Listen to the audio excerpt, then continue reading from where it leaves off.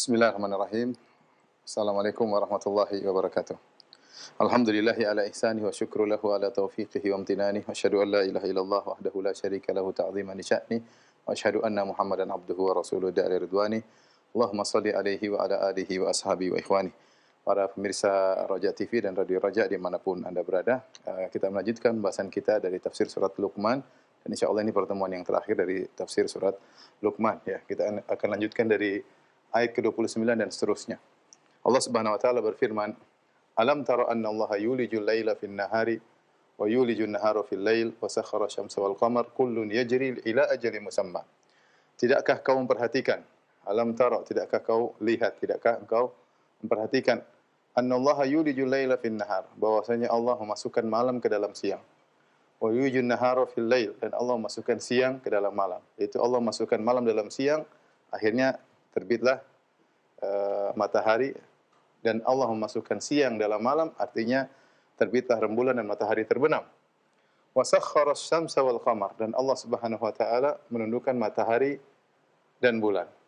Kullun yajri ila ajalin musamma, masing-masing berjalan hingga waktu yang ditentukan.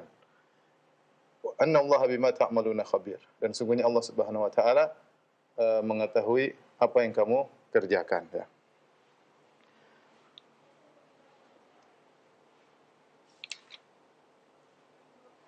Baik, perhatikan di sini, Allah mengajak kita untuk memperhatikan, ya, khitab pembicaraan ditujukan kepada Nabi sallallahu alaihi wasallam, tapi berlaku kepada kita seluruhnya.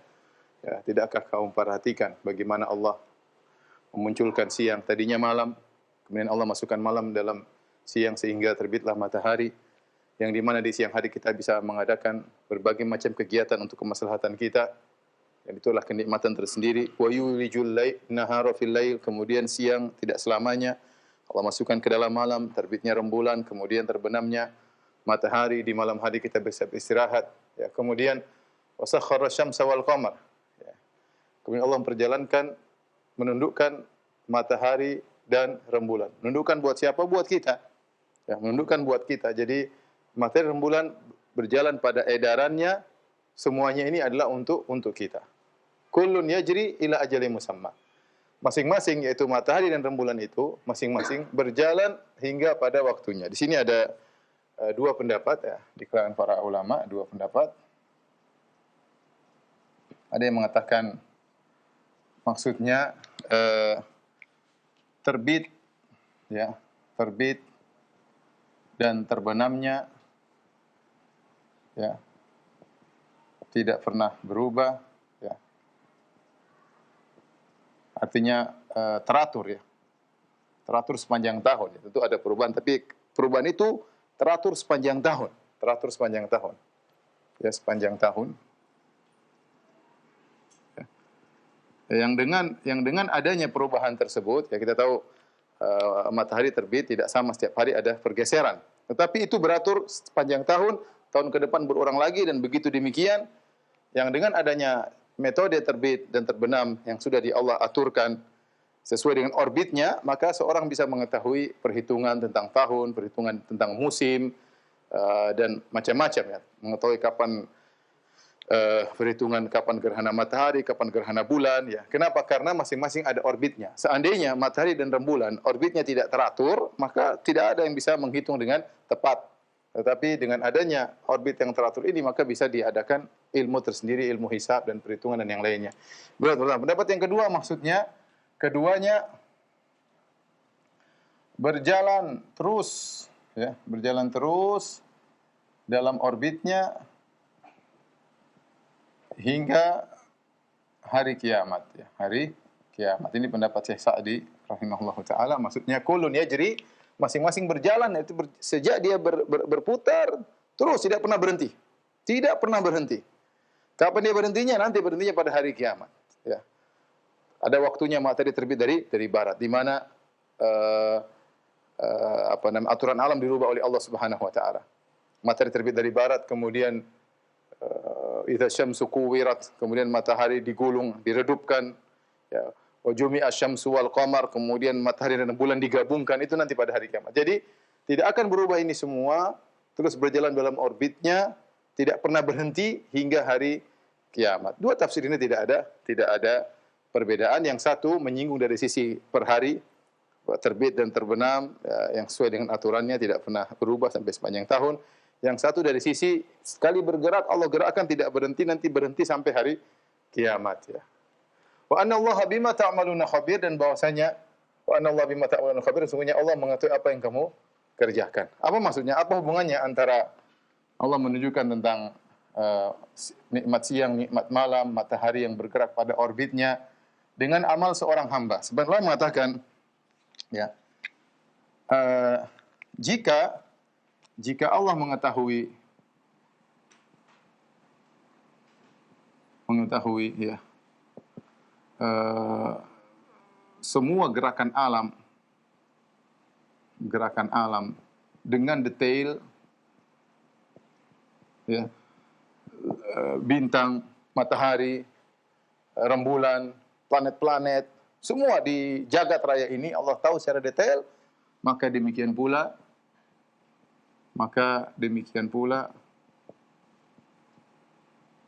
manusia dan amalannya,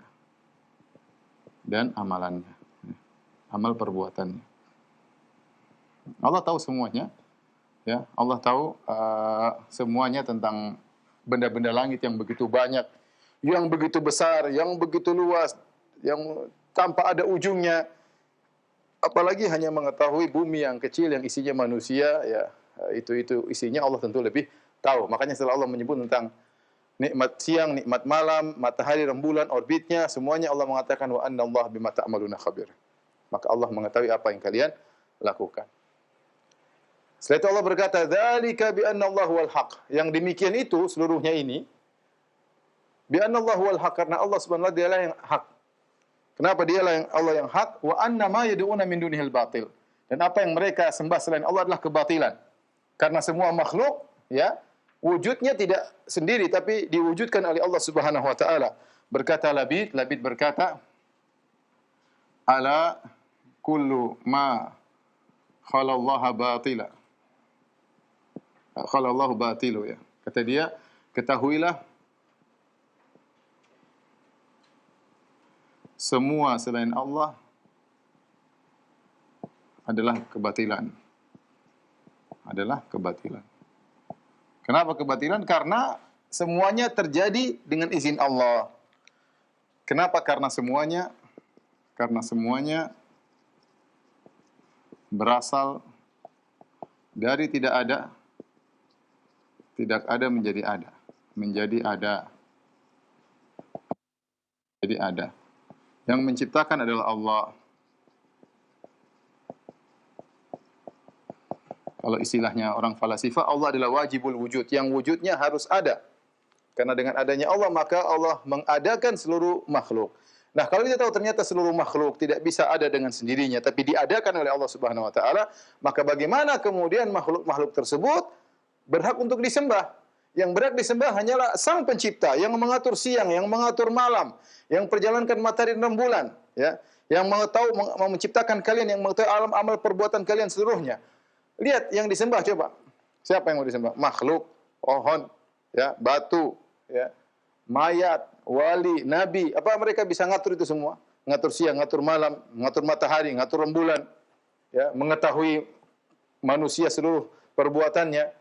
Maka seluruh yang disembah selain Allah, makhluk secara umum adalah batil. Ketika disembah menjadi abtalul batil, menjadi sebatil-batilnya. Karena dia batil tidak bisa berada dengan sendirinya, tapi diadakan oleh Allah. Apalagi jika disembah maka dia abtalul batil. Wa anna Allaha huwal aliyul kabir, dan sungguhnya Allah Subhanahu wa taala al-ali, yang maha tinggi, ya.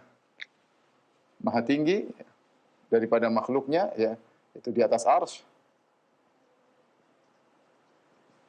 Maha besar, yaitu maha besar, bahkan akbar, ya. Bahkan apa? Akbar, ya, paling terbesar dari segalanya. Allah maha besar secara zatnya dari seluruh makhluknya. Baik.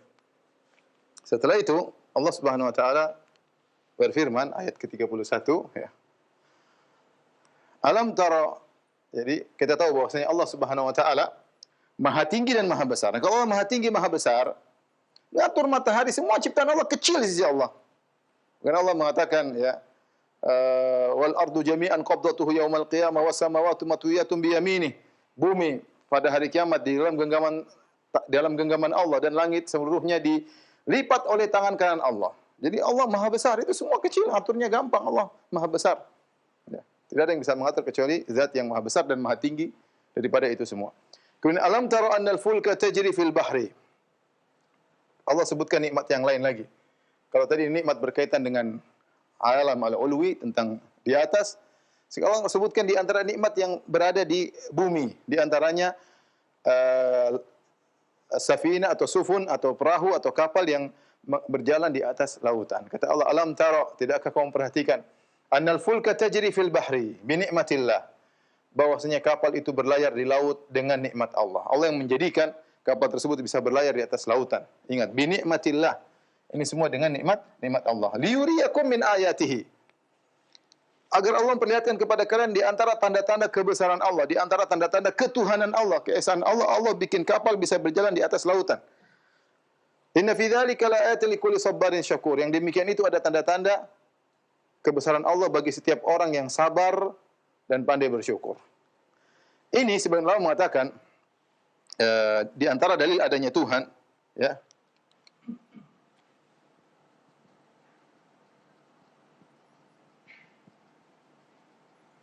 Disebut dengan dalil inayah, yaitu dalil al-inayah. Maksudnya perhatian Allah kepada manusia.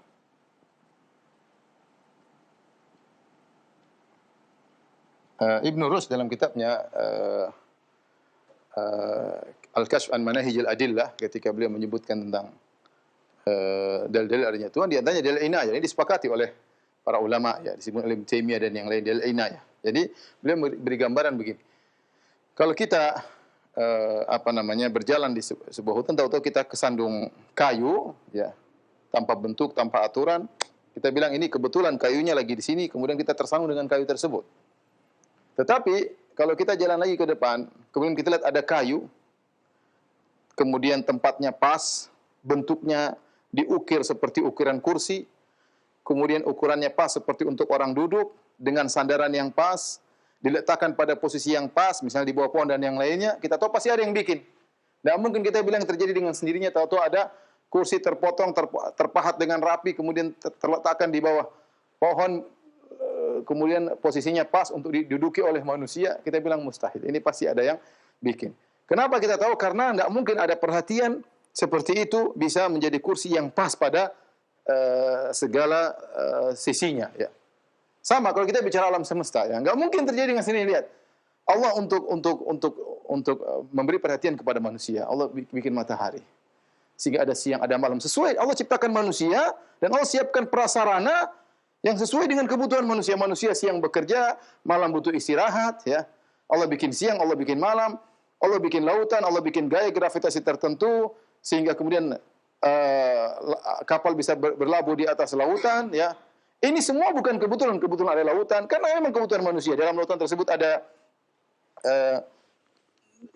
tersebut ternyata ada ikan-ikan yang bisa dimakan, kemudian hewan-hewan yang ini semua disebut dengan dalil inayah. Enggak mungkin terjadi dengan keserasian seperti ini, ya. Ini kita berbeda bicara tentang manusia itu sendiri. Manusia ini sendiri merupakan bukti bahwasanya Tuhan itu ada. Tapi kita bicara tentang keserasian. Bagaimana Allah Subhanahu wa taala menciptakan manusia, kemudian Allah menyiapkan sarana prasarana yang pas dengan keperluan manusia. Ya, ada matahari, ada rembulan, siang, malam, bintang-bintang, kemudian lautan, kemudian dengan gaya tertentu sehingga bisa kapal berlabuh di atasnya. Makanya Allah mengatakan, annal fulka tajri fil bahri bi ni'matillah, bahwasanya kapal tersebut berlabuh di lautan dengan nikmat dari Allah.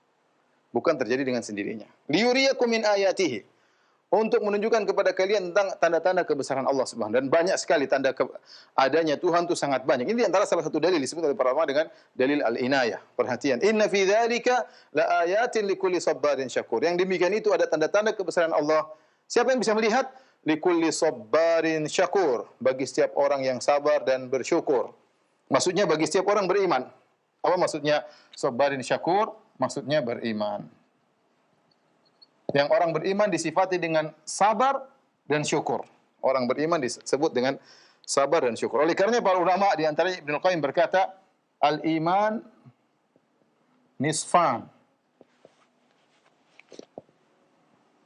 Nisfu as-sabr wa nisfu as-syukur.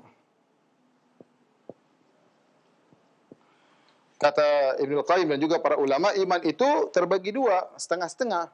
Satu dibagi dua, terdiri atas setengah-setengah. Setengahnya adalah sabar, setengahnya adalah syukur. Ya. Barang siapa yang menggabungkan dua perkara ini, sabar dan bersyukur, sabar dengan syariat Allah, ya, bersyukur dengan karunia Allah, ya, sabar dengan ujian Allah Subhanahu wa taala, maka telah sempurna imannya. Al-iman nisfu sabar wa nisfu syukur. Karena Allah menggabungkan sabar dan syukur pada ciri-ciri orang beriman. Kata Allah, inna fi dzalika laayatin likulli sabbarin syakur. Sabar itu sering bersabar, dia sifat mubalaghah. Syakur itu sangat sering bersyukur.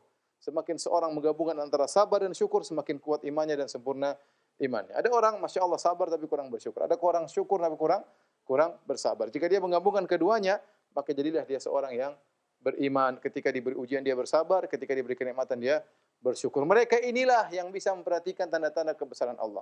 Mereka inilah yang pandai bersyukur. Mereka mikirkan bagaimana matahari, bagaimana rembulan, bagaimana kapal berlabuh di atas lautan. Ini semua dari nikmat Allah Subhanahu wa taala, sehingga mereka bersyukur kepada Allah Subhanahu wa taala. Setelah itu Allah menyebutkan, ini orang beriman, Allah menyebutkan sisi yang lain, kata Allah Subhanahu wa taala, wa idza ghasyiyahum maujun kadzulal. Kadzulal. Dan tatkala mereka diliputi oleh maujun ombak. Kadzulal seperti gunung-gunung. Ghasya, ya, dari ghisya, al-ghisya artinya gita, menutupi. Jadi intinya ini mereka sedang dilanda dengan bukan ombak biasa, tapi ombak yang besar sampai Allah mengatakan wa idza ghasyiyahum maujun, kalau mereka ditutupi dengan mauj. Mauj di sini ombak artinya, ini ombak. Allah datangkan dengan nakirah, ya. Maujun. Nakirah tanwin ini kalau ngerti bahasa Arab ada faedahnya. Di antaranya tankir, ini tankir. Li ta'zim.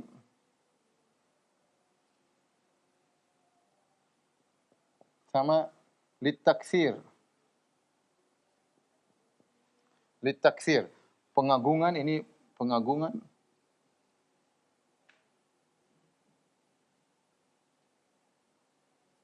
Ini untuk banyak, menunjukkan banyak.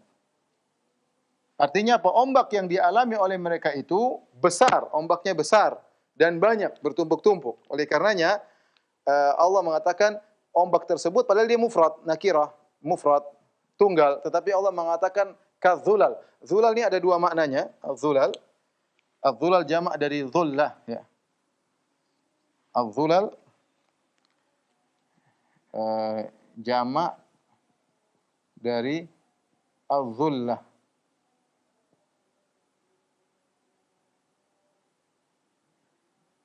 Zullah, ya. Zullah ini ada dua pendapat di kalangan para salaf. Ada yang mengartikan maknanya adalah gunung. Ada yang mengatakan awan, kasahab. Ya, kasahab. Dua tafsiran di kalangan para salaf. Artinya, kalau kita artikan secara bahasa, ketika mereka diliputi oleh ombak yang seperti gunung-gunung atau yang seperti awan-awan. Lihat, perhatikan, mufrad, mauj adalah mufrad, kata tunggal. Zulal adalah kata jamak. Kenapa suatu yang tunggal disamakan dengan yang jamak? Kalau kita artikan secara bahasa, apabila mereka diliputi oleh ombak seperti gunung-gunung. Allah tidak mengatakan ombak seperti gunung, tapi Allah mengatakan ombak seperti gunung-gunung. Ya. Tadi karena maujun, makanya Allah datangkan dengan nakirah, karena maujun kalau nakirah bisa artinya ombak besar dan ombak yang banyak. Sehingga pas, meskipun dia datang dalam bentuk mufrad, tetapi karena dia nakirah, diartikan dengan ombak-ombak. Seperti kadzulal, seperti gunung-gunung, atau seperti awan-awan. Ya. Kenapa? Karena ombak kalau datang, kata para ulama, ombak datang itu berturut-turut. Ombak satu diikuti oleh ombak kedua, diikuti oleh ombak ketiga.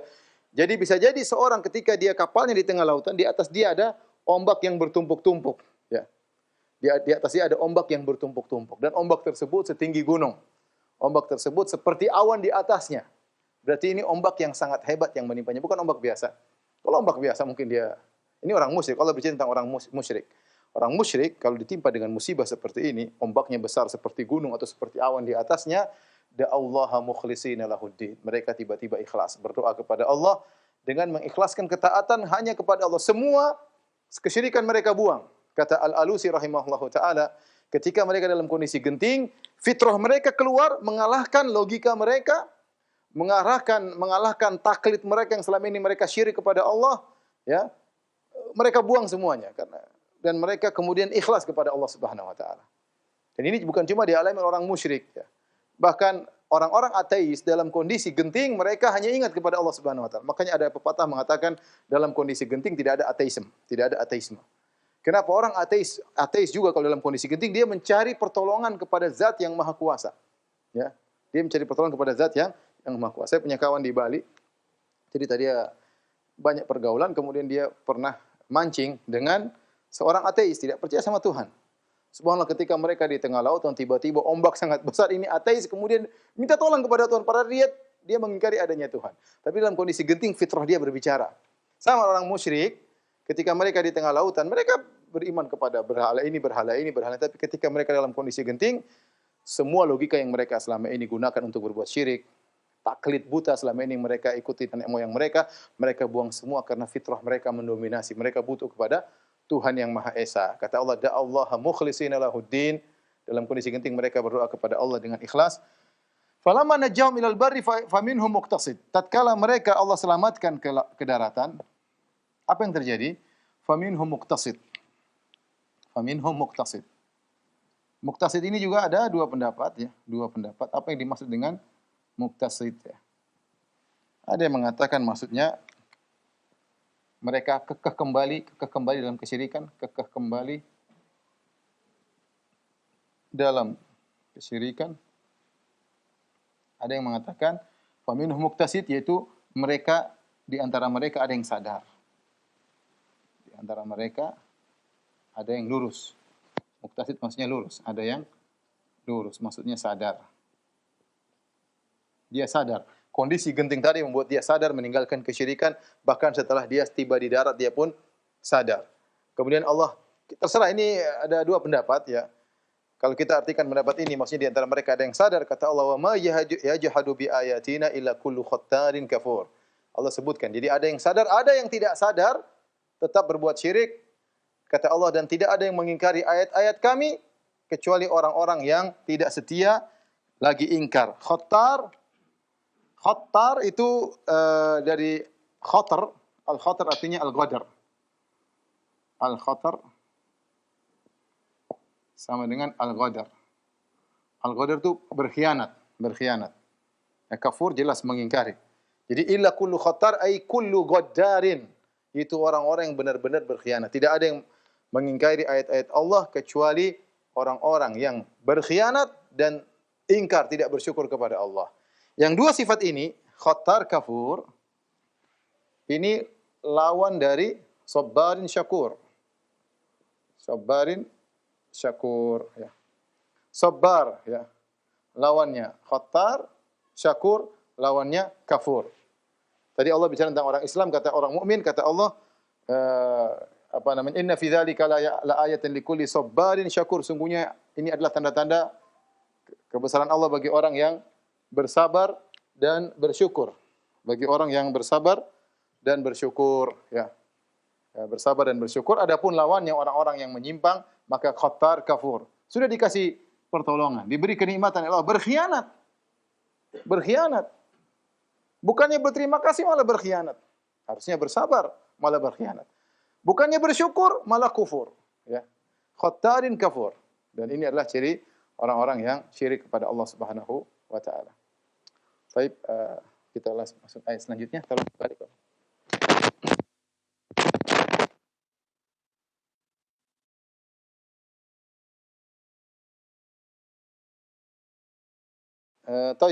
Kita lanjutkan, ya. Dua ayat terakhir insyaallah berkaitan dengan surat Luqman. Setelah ini kita buka tanya jawab. Kata Allah Subhanahu wa taala, Ya ayuhan nasu taqu rabbakum. Wahai manusia sekalian, bertakwalah kepada Rabb kalian. Wakhshaw yauman, dan takutlah kalian pada suatu hari. Yang hari tersebut bagaimana? La yajzi walidun an waladihi. Seorang bapak tidak bisa menolong anaknya. Wala mauludun huwa jazin an walidihi syai'a. Dan anak juga tidak bisa menolong bapaknya, tidak bisa beri manfaat kepada bapaknya sama sekali. Inna wa'dallahi haq. Sungguhnya janji Allah benar. Fala taghurrannakumul hayatud dunya. Maka janganlah kalian terpedaya dengan kehidupan dunia. Wala yaghurrannakum billahil gharur. Dan janganlah syaitan perdaya kalian dari ketaatan kepada Allah. Ya. Di awal ayat Allah mengatakan ya ayuhan nas taqu rabbakum. Bertakwalah kepada Rabb kalian. Ada dua hal yang kalian perlu takuti. Pertama Rabb kalian ya, yang Maha mengetahui atas segala sesuatu ya, yang telah menciptakan kalian ya, Tuhan kalian yang mengetahui apa yang kalian lakukan dan akan menghisap kalian, maka takutlah kepada Rabb kalian. Ya, Rabb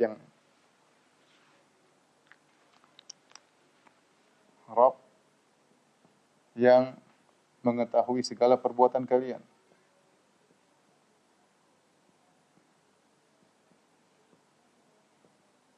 Kalian yang akan membalas ya, segala perbuatan kalian.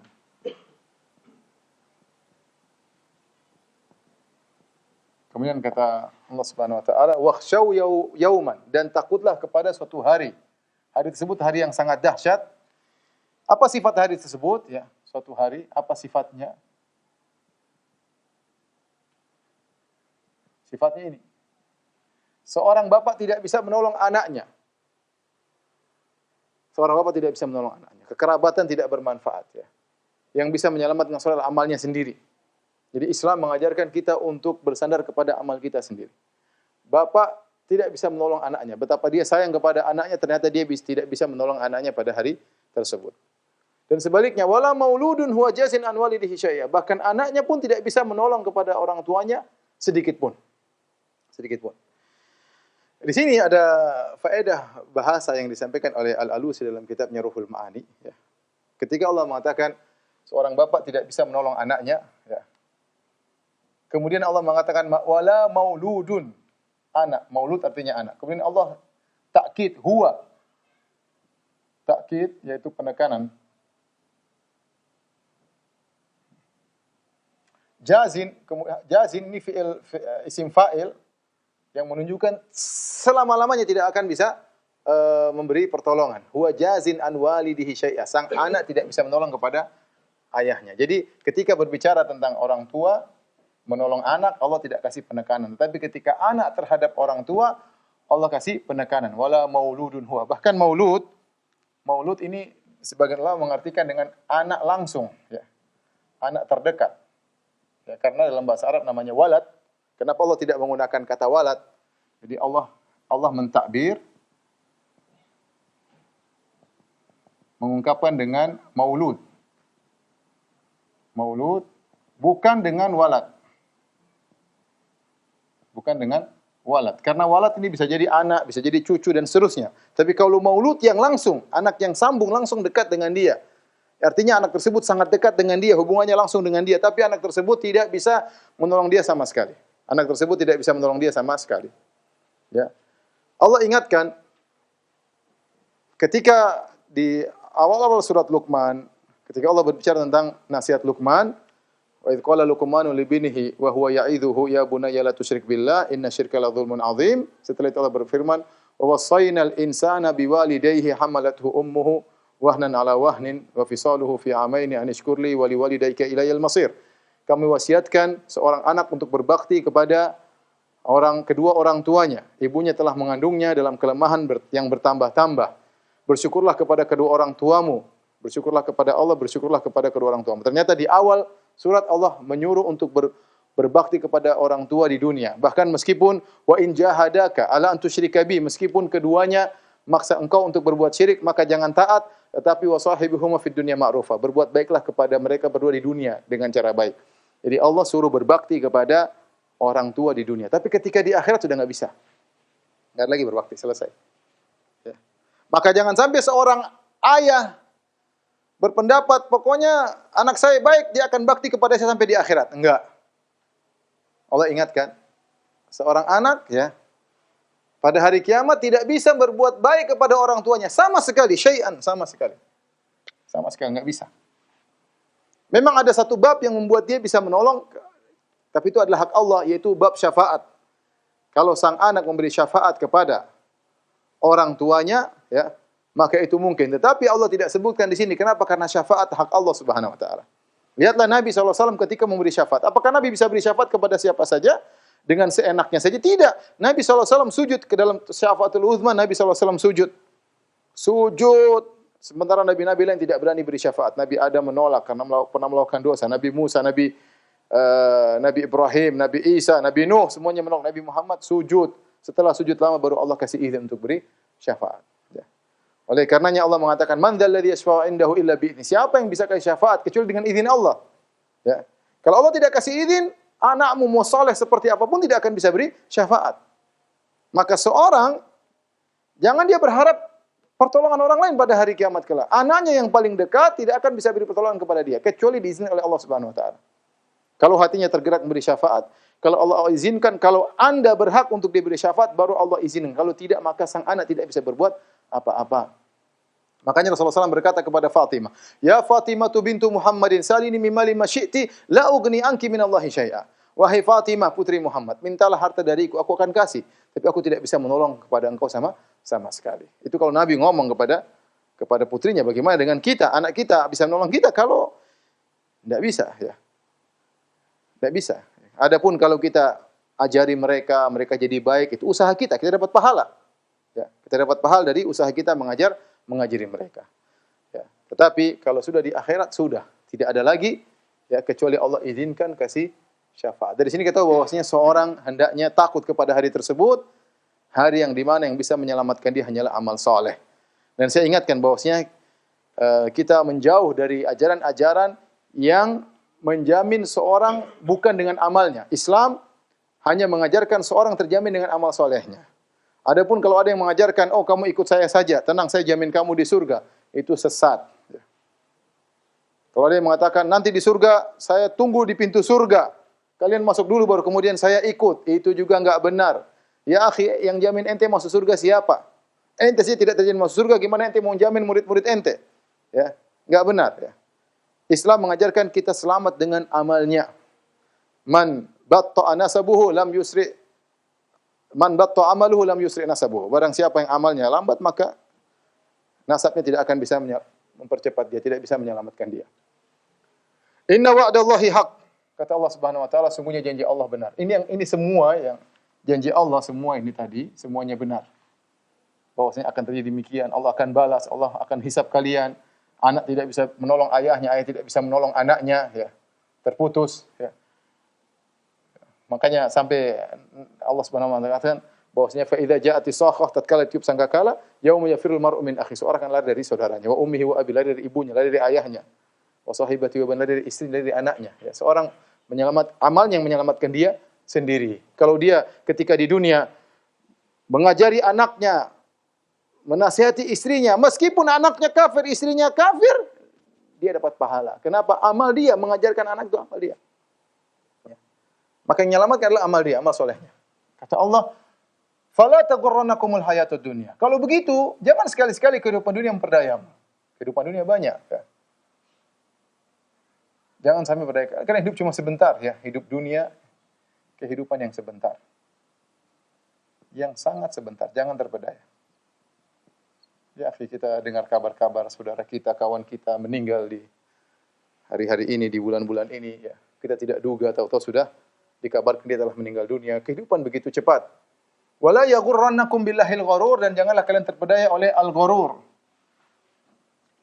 Memperdaya kalian dari Allah Subhanahu wa taala. Apa yang dimaksud dengan al-gharur? Maka ini ada dua pendapat. Al-gharur, ya. Ada yang mengatakan al-gharur maksudnya syaitan. Ada yang mengatakan maksudnya umum, ya. Umum maksudnya apa? Yaitu kedudukan, harta, ya. Kemudian jabatan, di antaranya syaitan. Namun dikhususkan sebagian salah mengartikan dengan syaitan karena ini adalah sebab yang paling berbahaya, yang paling menipu. Sebab yang paling menipu. Bagaimana cara syaitan menipu, memperdaya manusia? Maka para ulama menyebutkan di antaranya, ya, tazyinul ma'asi, menghiasi kemaksiatan. Kata syaitan kepada Allah, wala uzayyinanna lahum fil ardi, sungguh aku akan hiasi maksiat di hadapan mereka. Dihiasi indah sehingga lelaki selingkuh dengan wanita dianggap kenikmatan yang luar biasa, ternyata di balik itu problematika, permasalahan dan panjang lebar. Kelezatan sesaat kemudian diliputi dengan keburukan di dunia, belum lagi kalau di akhirat. Dihiasi kemaksiatan. Ya. Ya. Banyak yang halal, tapi yang haram satu ini dihiasi oleh syaitan sehingga orang terpedaya menuju yang haram tersebut. Ya. Menghiasi kemaksiatan. Kemudian apa? Mengiming-iming ampunan Allah. Jangan khawatir, lakukan saja. Allah Maha Pengampun. Demikian.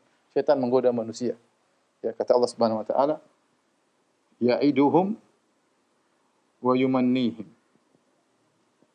Wa ma ya'iduhumus syaitanu illa ghurura. Illa ghurura.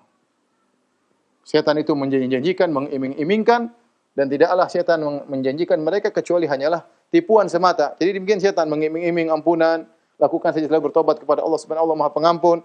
Tenang, ini enggak jadi mau, ini dosa kecil, dan selanjutnya akhirnya orang terjebak dan melakukan kemaksiatan. Ya. Pendapat kedua, gurur di sini semua hal yang bisa menipu manusia dari taat kepada Allah, kedudukan yang menipunya, hartanya, mungkin mobilnya, mungkin rumahnya, ya, mungkin perhiasannya yang boleh terpedaya sehingga dia lupa untuk taat kepada Allah Subhanahu wa taala, tersibukkan dengan perkara dunia yang hanya sebentar, yang Allah mengatakan wamal hayatud dunya illa mataul gurur. Tidaklah kehidupan dunia kecuali hanya mataul gurur, ya, perhiasan yang menipu. Baik, selanjutnya ayat terakhir, innallaha indahu ilmus saah. Kata Allah Subhanahu wa taala, innallah, sungguhnya Allah, indahu, di sisinya. Jadi Allah menekankan, Allah menyebutkan nama Allah didahulukan. Nama Allah didahulukan. Kemudian ditekankan dengan indahu. Jadi Allah didahulukan setelah indahu. Dua hal ini didahulukan nama Allah serta dengan indahu menunjukkan pembatasan bahwasanya apa yang Allah sebutkan setelah ini hanya Allah yang tahu. Apa saja innallaha indahu? Hanya di sisi Allah ilmu-ilmu berikut ini. Ilmu-ilmu gaib. Apa saja ilmu gaib tersebut? Yang pertama ilmu sa'ah. Hari kiamat. Tidak ada yang tahu kecuali Allah Subhanahu wa taala. Malaikat Jibril pun tidak tahu. Ketika Malaikat Jibril tanya kepada Nabi kapan hari kiamat, kata Nabi SAW, mal mas'ulu anha bi'alamin sa'il. Yang ditanya tidak lebih tahu daripada yang bertanya. Sama-sama tidak tahu. Kalau Malaikat Jibril tidak tahu, kalau Nabi tidak tahu, apalagi kita. Yang tahu hanya Allah Subhanahu wa taala. Benar Allah memberikan ciri-ciri, tapi kepastiannya tidak ada yang tahu. Dan di antara rahmat Allah kasih tahu tanda-tanda hari kiamat, tanda-tanda kecil, tanda-tanda besar, bagaimana akan terjadi, Allah kabarkan. Hari Jumat, tetapi Jumat yang kapan, jam berapa, tahun berapa, enggak ada yang tahu kecuali Allah Subhanahu wa taala. Kemudian kata Allah, wa yunazzilul ghaits. Ya. Dua, turunnya hujan. Ya, turunnya hujan. Hanya Allah yang tahu tepatnya di mana, kadarnya berapa, yang tahu cuma Allah Subhanahu wa taala. Benar kalau ada tanda-tanda lu kasih tahu, ya. Kata Allah Subhanahu wa taala, wallahu yursilur riyaha busyran baina yaday rahmatih. Allah kirimkan angin sebagai kabar gembira sebelum turunnya hujan. Jadi kita memang bisa tahu ini mendung, tapi setelah mendung baru kita tahu akan adanya hujan. Sebelum itu kita hanya bisa perkira-kiraan. Perkiraan sering salah, sering benar. Tetapi kapan turunnya di mana, kadarnya berapa, yang tahu cuma Allah Subhanahu wa taala. Kapan berhentinya yang tahu hanyalah Allah Subhanahu wa taala, ya. Biqadarin, kata Allah, kami turunkan hujan dengan ukuran yang kami kehendaki. Sini berapa, kapan, sampai jam berapa, yang tahu hanya Allah, tidak ada yang tahu. Adapun tanda-tandanya ya sama, hari kiamat pun ada yang tahu tanda-tandanya, tapi kapan pastinya enggak ada yang tahu. Hujan pun demikian, kalau sudah ada angin Allah kasih tahu. Ya, wa yursilur riyaha Allahu alladzi yursilur riyaha busyran baina yaday rahmati. Allah kirimkan angin sebagai kabar gembira. Jadi memang kita bisa tahu sebagaimana Allah sebutkan, kalau ada mendung, ada angin, tanda-tanda akan hujan. Tapi hujannya turun di mana, tepatnya di mana, ya. Kadang-kadang kita di sini naik mobil, di sini hujan, sebelah sana belum. Kadang-kadang sebelah sini hujan, sebelah sana tidak hujan. Terkadang di sana lama, di sini tidak lama. Yang atur siapa? Allah. Wa ya'lamu ma fil arham. Allah juga yang ketiga, Allah mengetahui apa yang ada dalam rahim. Benar ada sebagian makhluk Allah kasih tahu. Contohnya seperti malaikat. Malaikat yang Allah kabarkan kepada dia tentang janin tersebut, laki-laki atau perempuan, ajalnya. Tetapi yang tahu secara detail cuma Allah Subhanahu wa taala. Ya. Bagaimana bentuknya, kemudian bagaimana nasibnya secara detail, bagaimana warna kulitnya dan segalanya yang tahu hanya Allah Subhanahu wa taala. Ustaz, bukankah kita tahu sekarang dengan USG? Ya, kita tahu sebagian. Tapi yang mengetahui secara detail tentang rahim, tentang isi rahim, hidupnya sampai kapan, kemudian secara detail rezekinya berapa, sengsara atau bahagia, warna kulitnya bagaimana, kemudian bagaimana rambutnya bagaimana, secara detail hanya Allah Subhanahu wa taala, dan sampai sekarang masih merupakan hal yang gaib. Bukan hanya perkara jenis kelamin saja, tapi Allah mengetahui apa yang dalam rahim. Secara detail tentang janin tersebut hanya Allah Subhanahu wa taala yang tahu. Kemudian kata Allah, "Wa ma tadri nafsun madza taksibu ghadan." Ini yang keempat. Kata Allah, tidak satu jiwa pun tahu apa yang akan dikerjakan besok. Ya, kita boleh berencana. Saya boleh bilang ya, besok saya mau safar ke Jogja. Oke, benar. Tapi bagaimana, kemudian kapannya, bagaimana kejadian di sana, bagaimana di jalan, tidak ada yang tahu secara detail. Rencana semua orang berencana. Jadi maksudnya ini ilmu-ilmu detail hanya Allah yang tahu. Kita hanya bisa menerka-menerka, hanya mengira-ngira. Tapi yang tahu persis apa yang dilakukan besok, gak ada yang tahu siapapun dia. Coba ini, waktu terjadi corona, semua tebak-tebakan, banyak yang salah. Ya. Bikin analisa ini, analisa anu, begini, banyak yang keliru. Tiba-tiba datang serangan baru, tiba-tiba begini. Tidak ada yang tahu. Tidak ada yang tahu apa yang terjadi besok. Jangankan bicara tentang orang, tentang kamu saja. Jadi Allah bicara tentang dirimu. Jiwamu tidak tahu apa yang kau lakukan besok, apalagi tentang orang lain. Secara detail loh, secara detail. Wa ma tadri nafsun, tidak satu jiwa pun yang tahu apa yang dilakukan besok.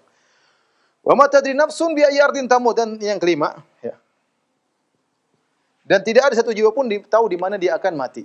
Tidak satu jiwa pun tahu di mana dia akan mati. Ya. Kalau tidak tahu di mana dia mati, waktu dia mati pun tidak tahu. Ya. Adapun tanda-tanda, mungkin Allah membuka kepada sebagian wali-wali Allah, firasat itu terjadi. Firasat, kemungkinan ini. Saya ingin mati di perasaan, ingin pergi ke tanah suci, ingin mati tahu-tahu mati di sana beneran. Tapi ini semua sekedar firasat, tidak ada kepastian. Ya, yang pasti yang tahu hanyalah Allah Subhanahu wa taala. Ibnu Abi Syaibah membawakan sebuah riwayat Israiliyat. Saya tidak tahu akan sananya, tapi menarik ceritanya disebutkan juga oleh ahli tafsir bahwasanya Nabi Sulaiman di sisinya ada seorang yang baik, orang dekat dengan Nabi Sulaiman alaihissalam. Kemudian atau ada malaikat maut datang kepada Nabi Sulaiman. Kemudian malaikat maut tersebut selalu memandang kepada wajah teman Nabi Sulaiman. Akhirnya wajah teman Nabi Sulaiman karena merasa dipandang oleh orang itu, dia tanya kepada Nabi Sulaiman, "Wahai Sulaiman, ini siapa? Orang dia lihat saya terus." Kata Nabi Sulaiman, "Ini malaikat maut. Ini malaikat maut untuk mencabut nyawamu." Maka orang ini berkata, "Wahai Sulaiman, tolong kirimkan anginmu untuk bawa saya ke India." Dia ingin kabur dari malaikat maut, tidak ingin mati. Maka akhirnya dia dibawa oleh angin ke India, ya. Terus malaikat maut memandang Nabi Sulaiman. Sulaiman bertanya, "Kenapa engkau memandang? Saya dari tadi heran lihat orang ini. Allah menyuruh saya mencabut nyawanya di India, tetapi kenapa dia masih ada di sisimu, wahai Sulaiman?" Ya. Allah suruh saya cabut nyawanya di India, tapi kenapa dia ada di sisimu, di Sulaiman, di Palestina? Ya, subhanallah, ternyata dia ingin kabur ke India, maka dikejar oleh malaikat maut yang meninggal di India sebagaimana yang Allah perintahkan. Ini sekedar riwayat, wallahu a'lam akan kesahihannya. Tapi disebut dalam Ibnu Abi Syaibah. Jadi intinya tidak ada yang tahu di mana dia akan meninggal dunia. Ya. Tidak ada yang tahu. Ya, mau di rumahnya, mau di rumah sakit, mau di tengah jalan tabrakan, mau di udara meledak. Ya, nggak ada yang tahu. Lagi makan di rampok orang. Wah, kita nggak tahu kapan kita mau meninggal dan di mana. Kalau kita nggak tahu di mana kita meninggal, apalagi kapan kita nggak ada yang tahu. Ada firasat mungkin. Firasat terjadi. Kawan-kawan kita juga ada yang demikian. Semua meninggal dia ada firasat. Tapi pastinya dan firasat itu biasanya menjelang kematian baru dia ada firasat. Tapi siapa yang tahu persis, nggak ada yang tahu. Ya. Innallaha alimun khabir, sungguhnya Allah Subhanahu wa taala Maha mengetahui, Maha khabir, Maha mengetahui, ya. Alim, khabir adalah bagian daripada ilmu, tapi ilmu yang lebih detail, ya. Al-Alusi di akhir tafsir surat Luqman dia menyebutkan bahwasanya benar terkadang Allah berikan muqaddimah dari ilmu gaib tersebut. Baik, kalau para nabi Allah jelaskan secara detail, orang-orang saleh terkadang Allah kasih firasat. Tetapi Allah tidak buka secara detail, ya. Maka aneh ada buku ditulis oleh Sya'rani tentang para wali-wali Allah. Disebutkan adalah salah seorang dari wali Allah telah dibukakan ilmu gaib baginya sehingga kemudian dia jualan hujan. Dia tahu kapan turun hujan dan dia bisa ngatur hujan. Sampai kalau ada orang beli hujan, beli sama dia, nanti hujan turun di kampungnya.